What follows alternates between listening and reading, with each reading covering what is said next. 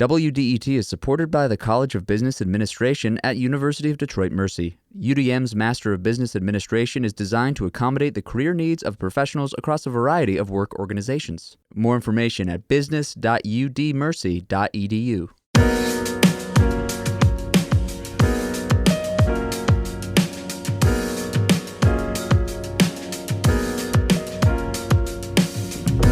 It's the Metro on 1019 WDET. I'm Nick Austin, your guide this hour as Tia Graham enjoys the week off. Today on the program, the Detroit Tigers have new uniforms, and we'll talk about how sports teams come up with these different, unique designs. But first on the Metro, we talk about fugitive dust.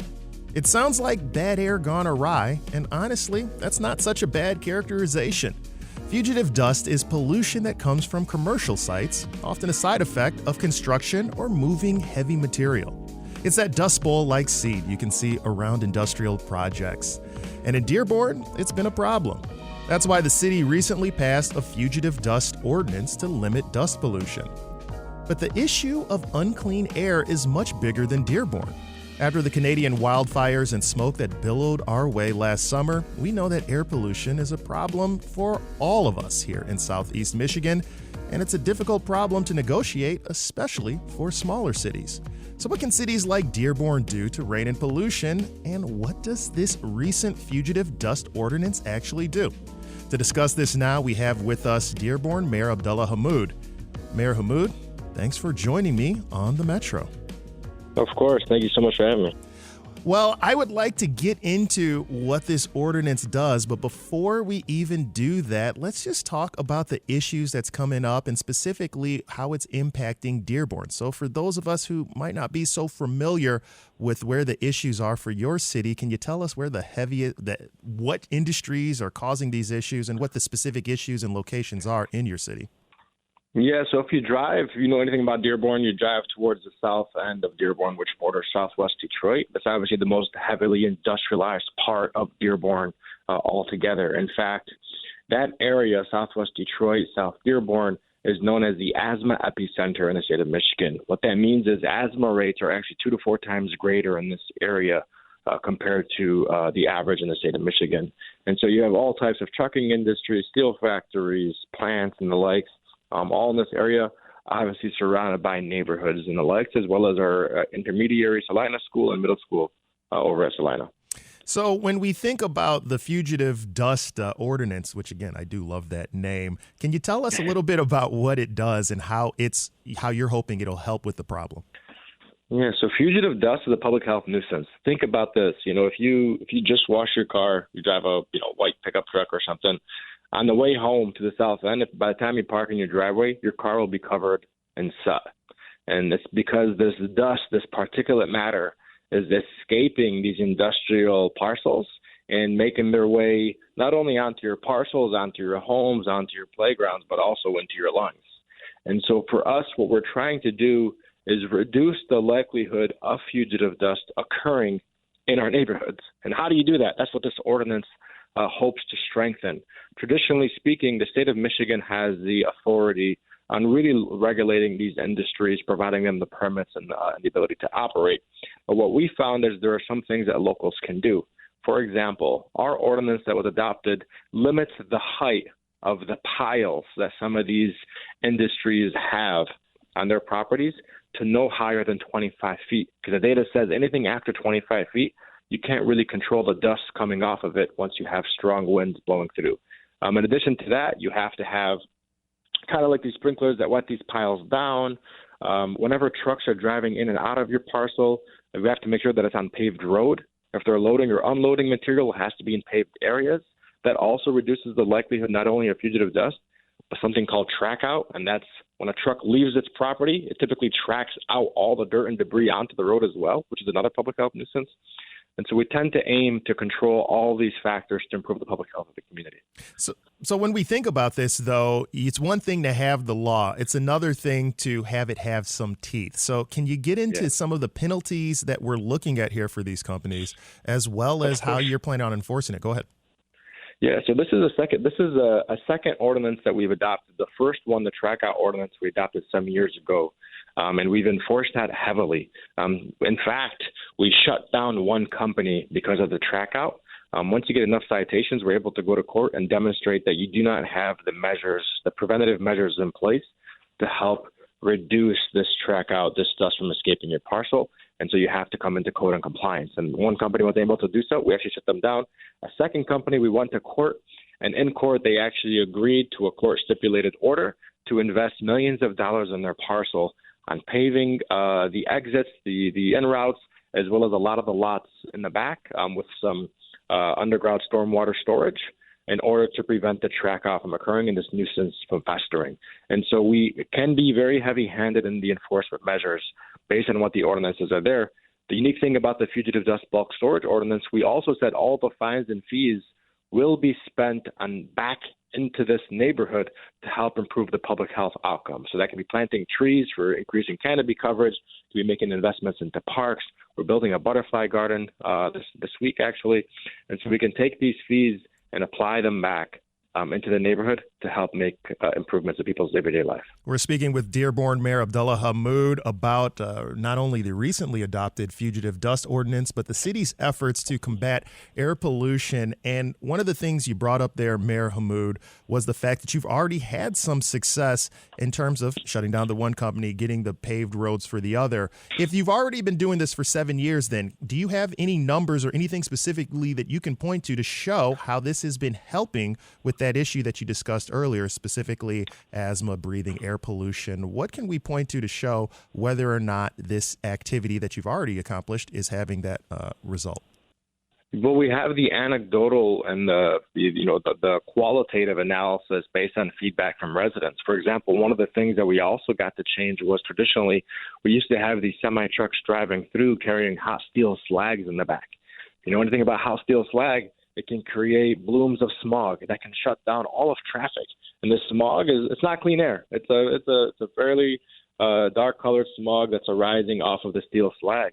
And so now we actually require all these trucks to be tarped and covered, or at least the steel slag to be cooled before leaving the parcel to prevent that smog from happening. That's a visible difference that the residents see today.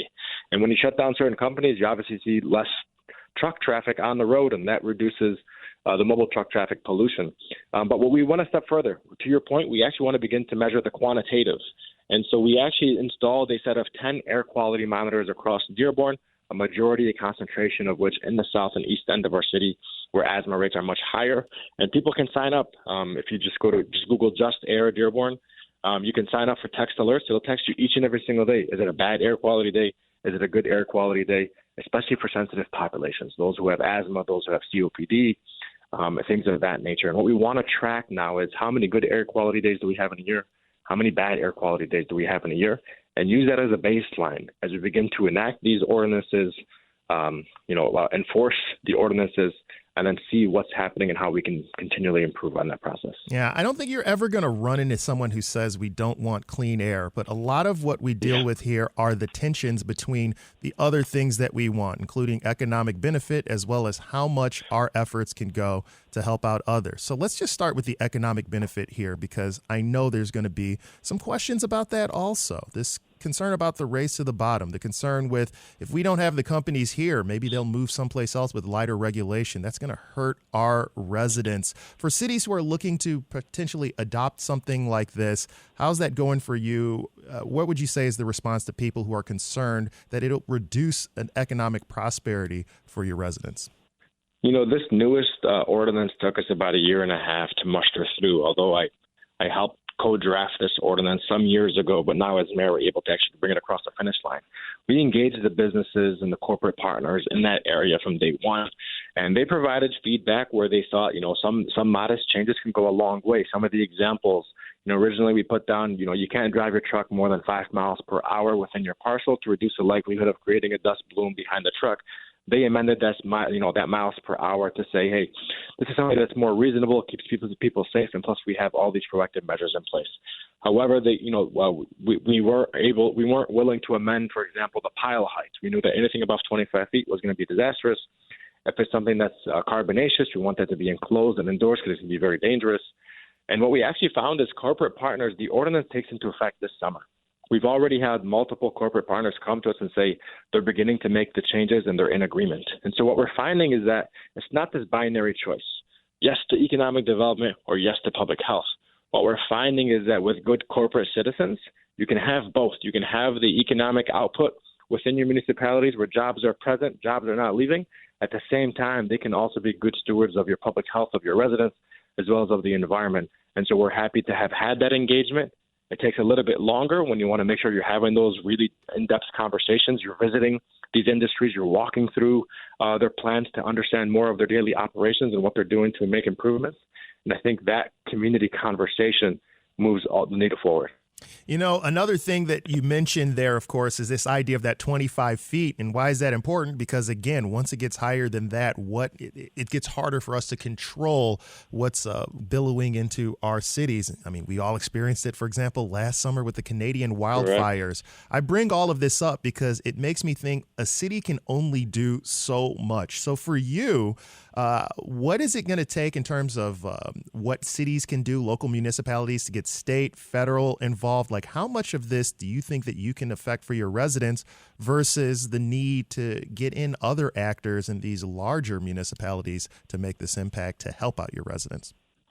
You know, so we're adopting these ordinances to be proactive. So when you're in pursuit of your C of O, so you can open up your business, you have to abide by these measures in order for you to be a good corporate citizen within our neighborhood.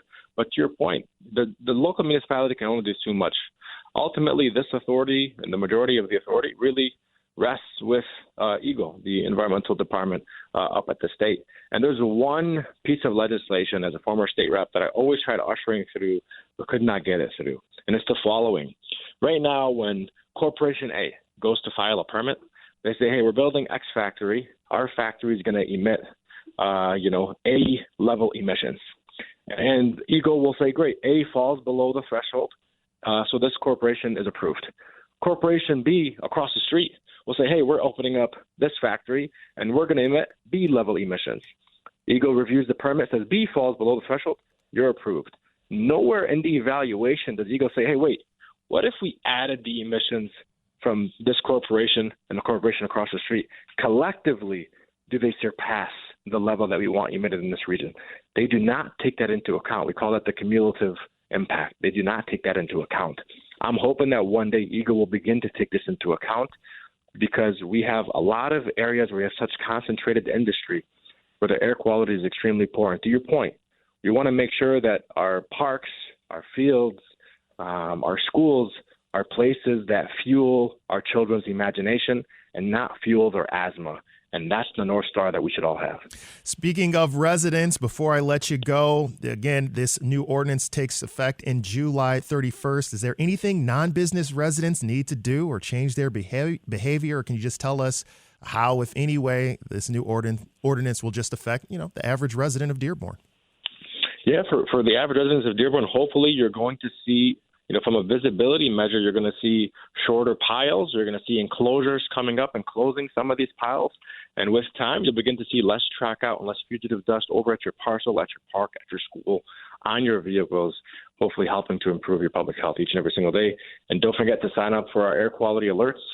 Just search Just Air Dearborn, and you're able to sign up for text messaging alerts almost on a daily basis. All right. Well, Dearborn Mayor Abdullah Hammoud, thank you again so much for joining us on the Metro. Thank you.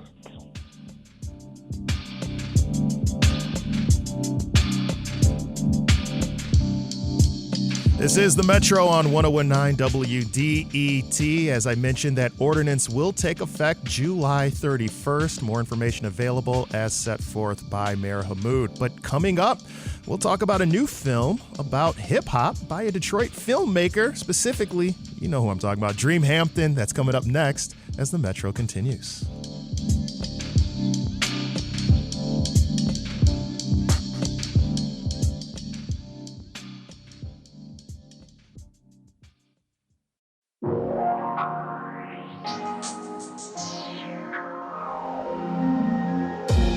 It's the Metro on 101.9 WDET. I'm Nick Austin here hanging out with you in a year that marks the 30th anniversary of the notorious B.I.G.'s debut single, Juicy.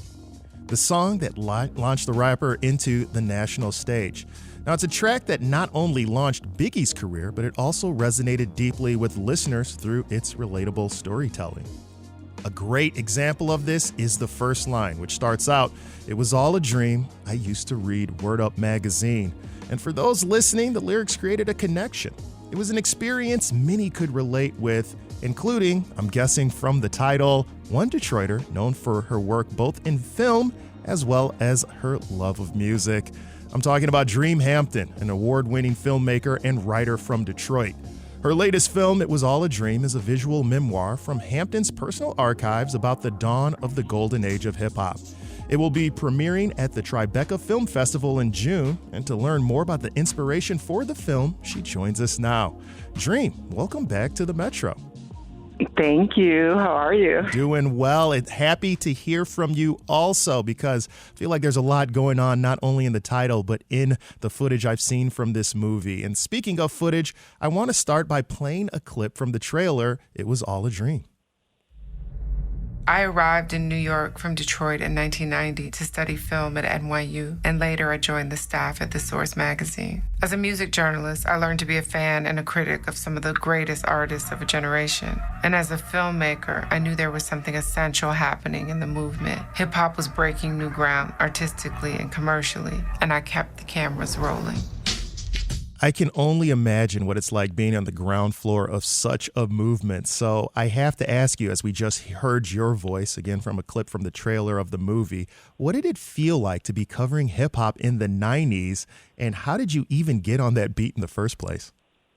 Yeah, the title isn't, yes, juicy. I love that. I think I love that song. I remember wanting Machine Gun Funk to be the first single. Ah, that's it for the true insider.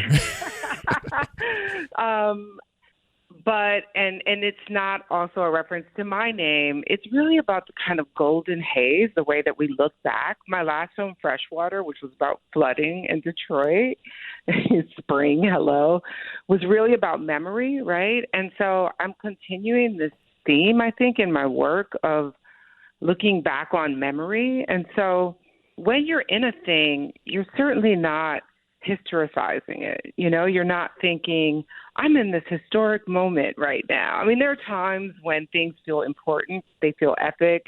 I imagine if you were at draft day in downtown a couple of days ago, you felt like, hey, this might actually be something.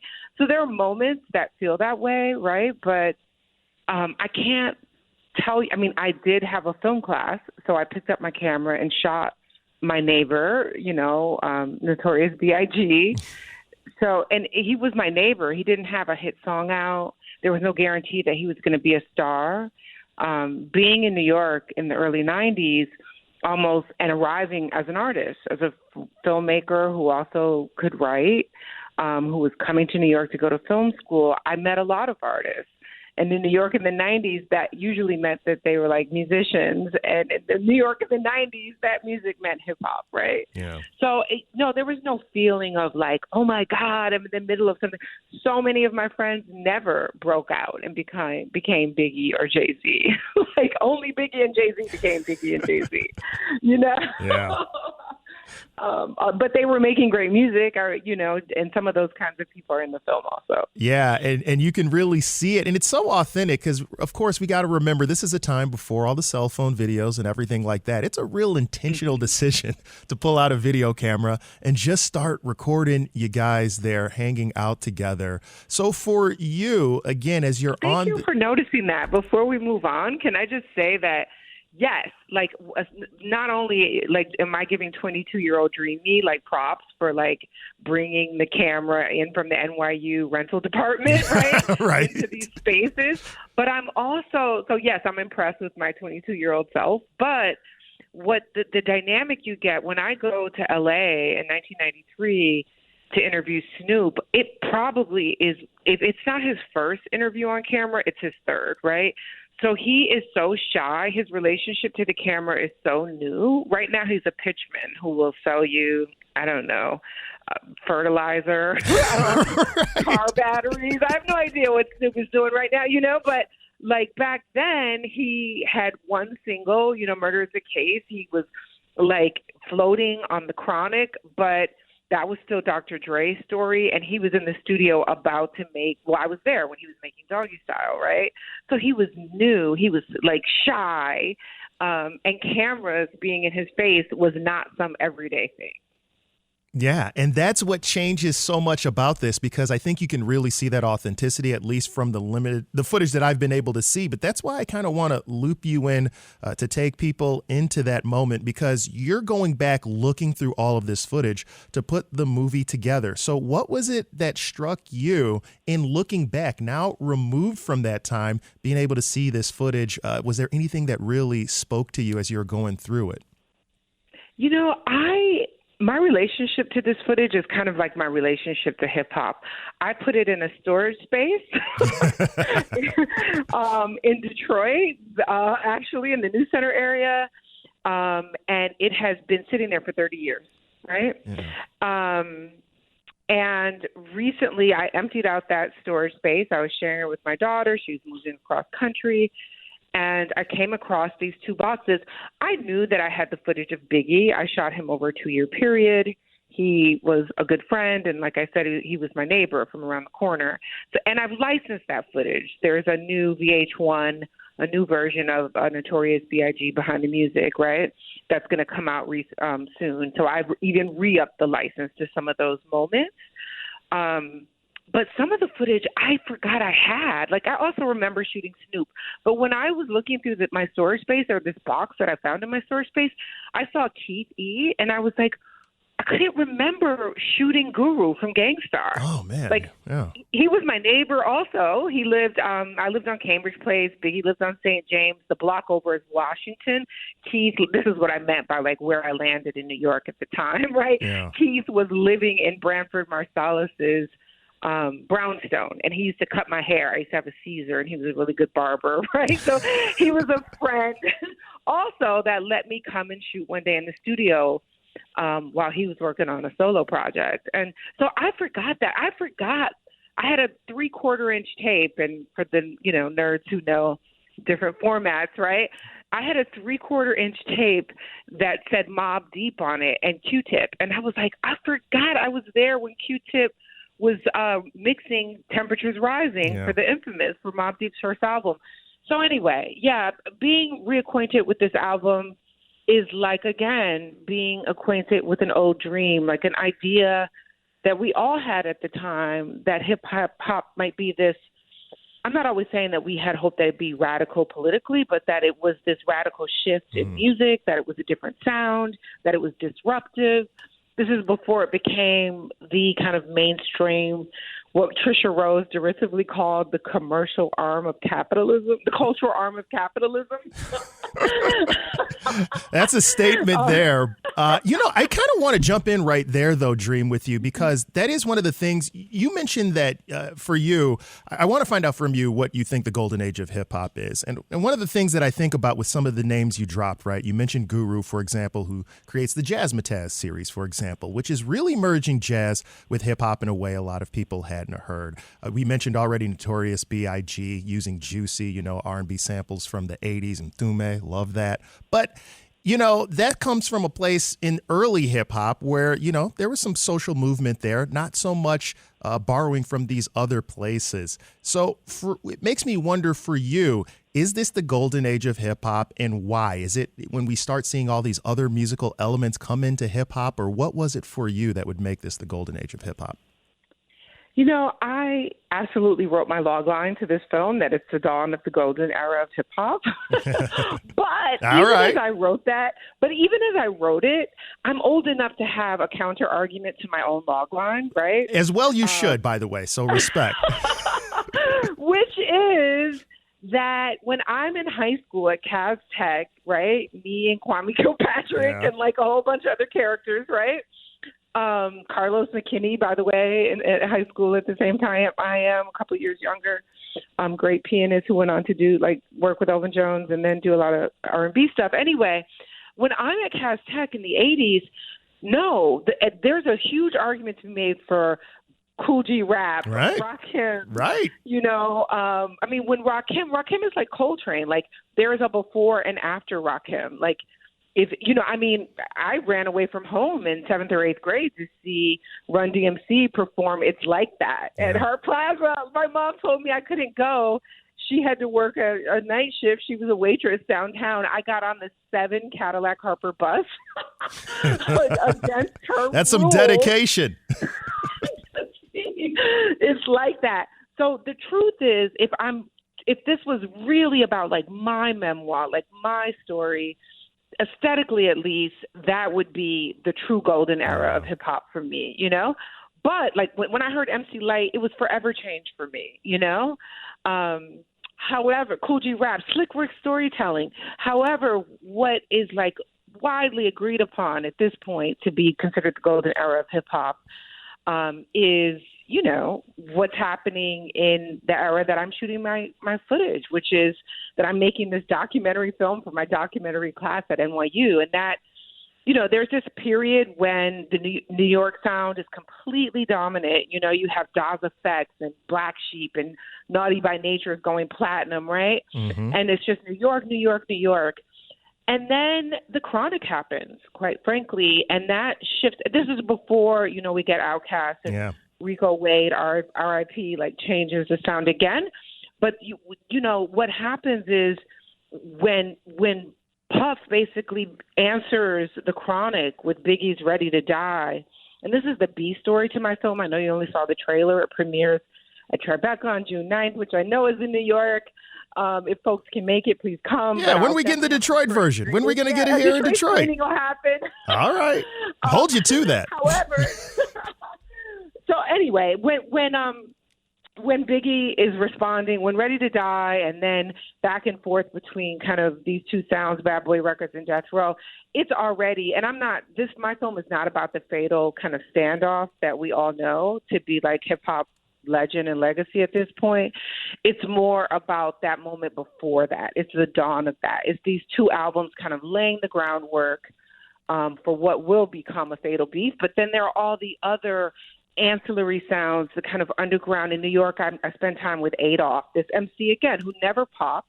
He's just at Maddie C, this editor from The Source. He's at that point, Maddie was probably A&R at Loud Records. He's at his house just freestyling over records, right? Because this is what we did for fun. That's right. I'm at Fifth Street Dick's in L.A., in Leimert Park, one of those kind of foundational clubs that, where Jurassic 5 would play with a live jazz band.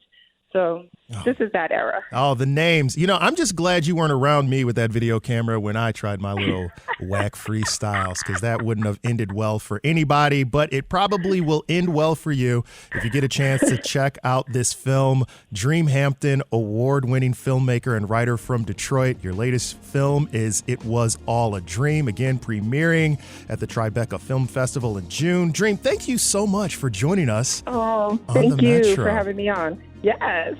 Have a good one.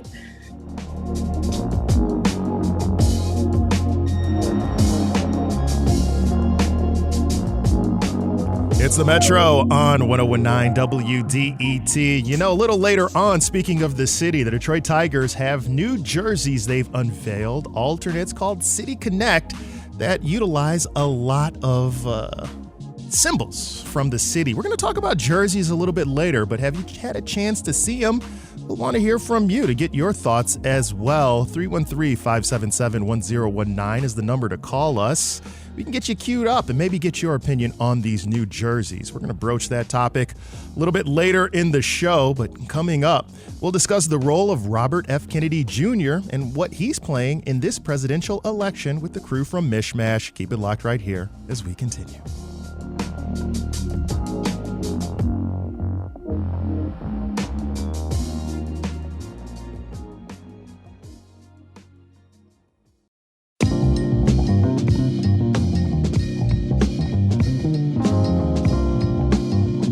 It's the Metro on 101.9 WDET. I'm Nick Austin here hanging out with you. Like I mentioned a little later, we're going to talk about those Detroit Tigers City Connect jerseys. If you've seen them, yay or nay, what do you think?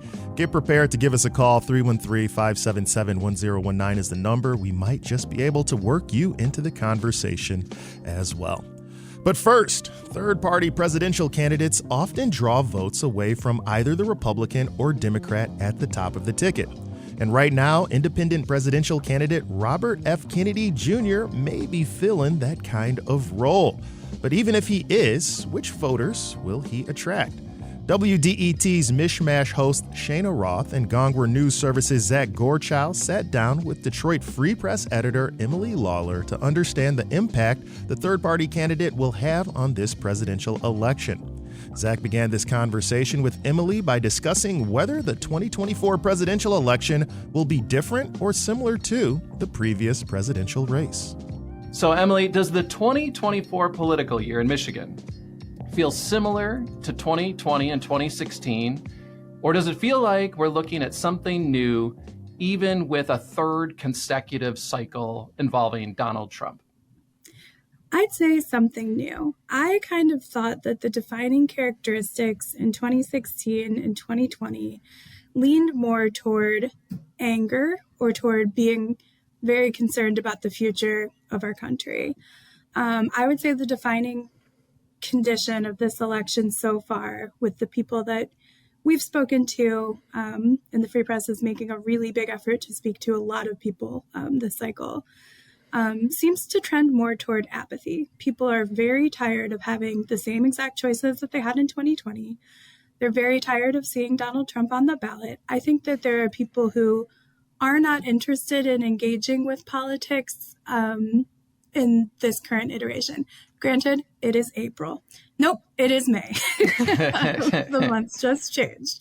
So I could eat my words and you could tell me I'm a giant dum-dum in November. But, this far out, I think in 2020 and 2016, both, we were seeing more energy and a little bit more excitement about the realm of possibilities. I think the fact that either candidate, presumed candidate winning, having already served, is taking a little bit of mystery and hope out of the electorate. Well, sort of jumping into that stew comes Robert F. Kennedy Jr. And this kind of feels like a classic April, now early May story in a presidential campaign that gets a lot of attention, but by the summer could be nothing more than a footnote. But at this point, what does his potential presence on the ballot in Michigan in the presidential race mean in your mind? So the condition I just described should mean that we're ripe for a third-party candidate to gain some traction, right? Certainly we saw, for instance, Jill Stein gain some traction in Michigan when she was on the ballot, particularly in 2016. You could argue that her presence there was decisive in our overall numbers and how the votes broke down. So, I certainly would expect to see way more interest in a third-party candidate this cycle than in some previous cycles. I think the challenge for RFKJ here is that you're not necessarily, it's not clear who he's pulling from. And I think that we'll probably spend a lot of ink and airtime on that in the next few months. I think that he's probably pulling some supporters from each side, and sort of the proportionality will end up mattering a lot. And then the other thing is just ballot access. He is on Michigan's ballot, or has been approved to be on Michigan's ballot. That's huge. We're a big swing state, obviously, but Michigan has relatively low ballot entry as compared to some other states. And I do sort of wonder what his prognosis is for getting on the ballot in all 50 states, which I do believe he's attempting. Well, and Kennedy has been in the sort of political atmosphere as a presidential spoiler for a while now, but it feels like the seriousness of his run has amped up. What do you think has changed since he first announced, hey, I'm throwing my hat in the ring for president? I think his party affiliation, for one, right? So, I think that definitely, I think people looking at the set of options who aren't satisfied are definitely looking for another candidate. And I would say that he's the biggest name out there right now. If you're casting your glance around, that might be where your eyes are landing. That was Detroit Free Press editor Emily Lawler speaking on Mishmash, WDET State Politics Podcast. You can find Mishmash wherever you find your podcasts.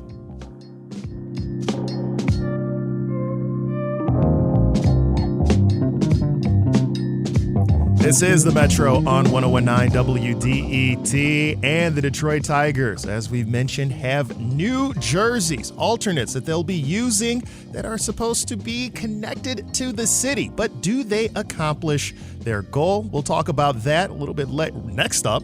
And with you, give us a call. Let us know your thoughts. 313-577-1019 as we return in just a moment on the Metro.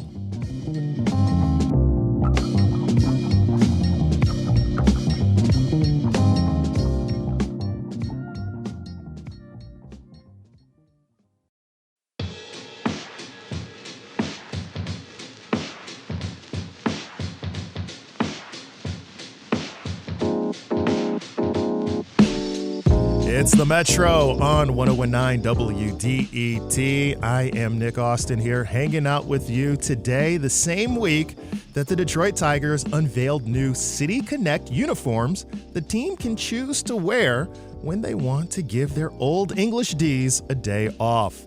The dark navy and electric blue jerseys feature the words Motor City emblazoned in white on the front, with numerous nods to Detroit, including references to tire treads, 313, Woodward, and even a VIN. But have you seen the jerseys, and what are your thoughts? Are these a bold design that captures the heart of the city, or a tacky rebrand that misses the mark? To help unpack this and other recent uniform updates from our Detroit sports teams, we're joined by Patrick Schiavone, an associate professor at the College of Creative Studies in Detroit and an expert in product design.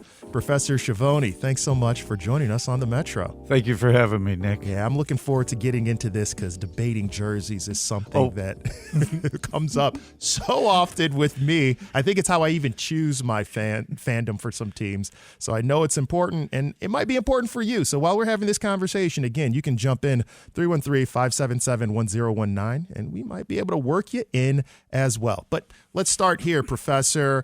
When you think of things like sports jersey design, what are some of the most important things for you?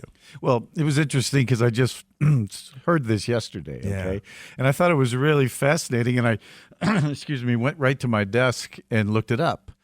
And I think that it's important to keep a little bit of the tradition. I mean, baseball has a rich history, but I was absolutely dying to see what happened here. So, so I saw him, and I'm like, okay, I know that everybody gets all a Twitter about how this works out, but I'm all for it. Okay, as long as we keep the other jerseys also, I think is really important. But I read, I think that it was like 10 or 12 times this jersey is going to be used. So take a chance, go real modern. Right. And I was really And that's thrilled. With 162 games also. So when you're talking about that, we're talking about, less than a tenth of the games. So go ahead. Sure. And so I thought, okay, this is really modern. It was more modern than I kind of expected, almost Star Trek-y modern and a little bit. And I think, go for it. I think this is really, really great. And I love the way it just takes into account everything Detroit, down to Woodward Avenue, 313, the VIN, like you mentioned. And so, and how cool, it almost looks like a mesh, but it's really a tire tread. Yeah. And the dark blue, I thought, yeah, this is great, and I really think it was a good idea to go for it, but I can imagine that a lot of the sports fans are a little concerned about it. I think that's right, because you're right. Baseball is such a sport that has such tradition that people love that, even with talking with folks here. I don't think I'd be out of turn to say our own Pat Batchelor, host of Morning Edition, he doesn't like them. He thought that it would be better to go back to more of the throwbacks, which we do with things like the Detroit Stars jerseys, for example, which evoke memories of the Negro League. But I loved it, especially as something that steps out, because it's kind of more modern. You again mentioned that sports tread. It has more color, which I think sometimes we're missing. It's something that I feel like looks very good. But the more you put more of these design elements in, maybe that makes it less broad for the amount of people or fans that would like it. So can you talk to us a little bit about the tension between that classic look that might appeal to a broader range of people, but people might not have a real emotional impact with, versus trying to make something like this that's more modern, but maybe you lose some people, but those who love it really love it? You know, I mean, when you look at the current jersey, the traditional jersey, it looks traditional. Yeah. And, you know, and you want to start to get baseball, younger people excited about baseball too. They aren't steeped in that tradition. I think there comes a time after over 100 a year. I don't know. I think something like 150 years, I think baseball is. I'm not sure. But over time, you just have to reconnect with some of the younger people. And I think this is one way of doing it without taking a really enormous risk out there. You don't want to lose the tried and true baseball fans. But at the same time, I do think it's important to start stepping out a little bit. That's what America is all about, a little bit. You know, we don't ever stand still. So, yes, tradition's important, but at the same time, doing something new, neat, cool is also very important. Yeah, another redesign that we've had pretty recently, well, I mean, is the Detroit Lions. They revealed new jerseys that don't stray. In fact, if anything, they go back to an earlier format. The Lions are now still wearing the Honolulu blue and silver. They simplified the jersey a little bit with the block numbering instead of the sleeker look we had before, added some white back into the jersey where it didn't exist, and added black jerseys, which is something that they've toyed with on and off from different times. For you, what struck you about that redesign? Yeah, I loved it. Okay. So first of all, you know, I go, by the way, I was a stylist for Ford for 20 years. So, well, there you go. It fits in there. So, at the same time, we're all Honolulu Blue fans. When you worked at Ford, you really started to fall in love with the team. So I think a color needs to sort of change a little bit and mature a little bit and modernize a little bit without ruining the feel of it. So the Honolulu Blue, the little change that they made to it, I think it works really, really well. I'm all for it. Love the black one, though. And I also love the matte helmet with the black lion in it, too. So, I think it's almost the Detroit way. You know, we're a little bit bad boys, really, even though that's a Pistons thing. But that's what Detroit's all about. It's a little bit more rugged and a little bit more working class, really. Yeah, you're exactly right. You talk about that helmet. It's blue. Again, just looks like the Lions helmet, except with those black stripes on it and the black lion. You know, for me, Patrick, I was disappointed. One of the things that I loved about the jerseys we just came from were they were blue and silver, and that was it. The only white you would find was because it was either like on the NFL logo required by mandate or like just a little accent. There was like no white. And the original Lions, back when they were good in the 50s, they're good now also, only wore blue and silver, and I loved it with this sleek design. So I was one of the few who was disappointed because everybody tries to use black. You see black everywhere. We used to experiment with black. Black's not a Detroit Lions color. Right. But fans do like it. Can you talk about that tension? What are you thinking about when you're making these new designs versus that classic, right, just blue and silver, or no, we got to modernize with black? What are you thinking about these things? When you're trying to do a redesign, especially something as big as that, going a completely different color for the team in a way, you have to be cognizant a little bit of the fans, and a lot of this is because of the fans, and so you have to find the right balance between going out there and not losing your fan base, and you are going to lose some people along the way. They're not going to go for it completely. So I think you just got to try it, but I'm a big believer in pushing the envelope a little bit too. So if you're going to do it, make a difference out of it. Yeah, 313-577-1019 is the phone number to get involved with this conversation. Again, 313-577-1019. And Professor, then you did mention that you work with Ford. You've been part of redesigns, not necessarily jersey redesigns, but I feel like a lot of the same concepts apply. So for those of us who haven't had to redesign a jersey, although I would love to, by the way, if you ever want to bring me in, can you take us through the process? What are you thinking about when you're doing this, and how does this work? Well, I know, like when I'm ahead of a team, I want, first of all, to just kind of have a idea dump, where everybody just kind of gets out there and makes some new thoughts and really don't involve market research or too much customer clinic kind of point of view. We want to get the real thoughts that we believe it should be. And once you do that, you kind of come up with something. Like imagine somebody said, we could do all black, and maybe even do a black lion on the helmet. Okay, great. So if we all love it as a team, you go out and you start to really try to pick it apart. Then you try to really perfect it. and then you introduce it to management and the customers. Yeah. One of the things, speaking of the black, though, I think about, do we get concerned about brand confusion? Because the Carolina Panthers, an expansion team, they also wear a similar color blue. When they started, though, they had black as one of their primary colors. They already have a jersey that I would say looks very similar to the Lions all-black jerseys. How much does product confusion play into what you decide to do? Would you be concerned with that? Yeah, I would be concerned with it, and any good designer is. And sometimes you can get away with it, and sometimes you can't. And I think that since it isn't their main jerseys, we can cheat a little bit, and that in fact that's what we call it. Sometimes you got to cheat a little bit, and so I think they're pulling it off. I do think it's really, really exciting and really cool. But then again, you still have the Honolulu blue and the silver to go with it. That's right. And another thing I think about, Professor Schiavone with the College for Creative Studies, is this fan service that we see in these City Connect jerseys, because while on the one hand, there's a lot of different items that try to connect with the city, on the other side, you get a little concerned, maybe you get a little too busy. And if we're thinking about our team as not just local, but also national, some symbols that might not necessarily connect with a broader audience. So can you talk a little bit or tell us about the tension between what one might say is fan service for the local community versus how it presents to a wider audience in a place like sports? I think everybody, first of all, it's really about the city of Detroit, the City Connect, and I think that's got to be first and foremost. So even if some other cities that you don't understand it, I think that's okay. Yeah. But at the same time, you also kind of love all these regional things that make America great, like pizza, right? Like 15 years ago, nobody knew what Detroit-style pizza is. Now everybody knows what Detroit-style pizza is. And I think people are curious about all those things that are important to the city that we're talking about, in this case, the Motor City, right?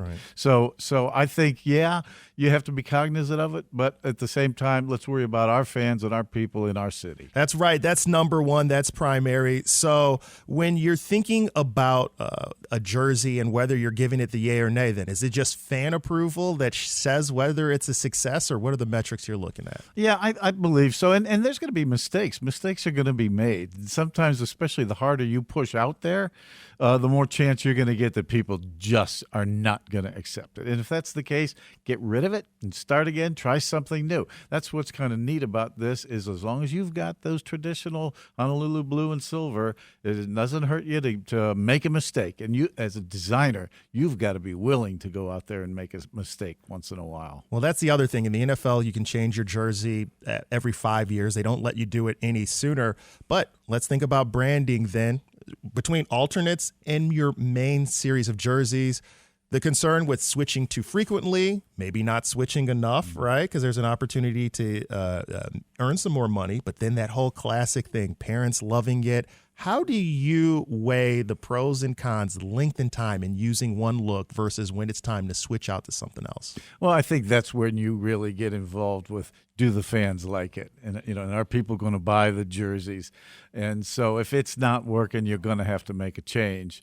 But also you got to give it time too sometimes. And sometimes you want to pull the trigger because it does get controversial. We all know how controversial all these things have been. Yeah. And stick with it a little bit. Give everybody a chance to get used to it. We got used to it as the designers, and you do have to get used to it a little bit. Really quickly, I'm cheating on this one. 30 seconds. Is there a design that you recall in sports jerseys that you just thought didn't work? And can you tell me why? Yeah, I come from Akron, Cleveland area, and I always had trouble with the browns. Yeah. Nothing on the helmet. I think it's looking better right now. Sure. Would I say to get rid of it? I would say never get rid of it. But at the same time, I never felt that was just a spectacularly looking, both color and graphics. Yeah. Professor Schiavone of the College for Creative Studies, Thank you so much for joining us on the Metro. Thank you, Nick.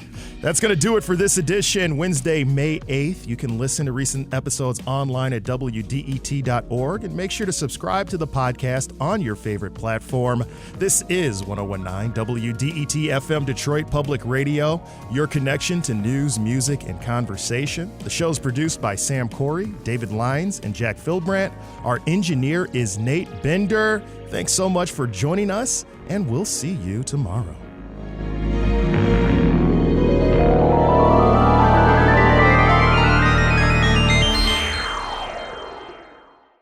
WDET is supported by the College of Business Administration at University of Detroit Mercy. UDM is offering a new master's degree in ethical leadership focused on sustainable, ethical, and inclusive problem solving. More information at business.udmercy.edu.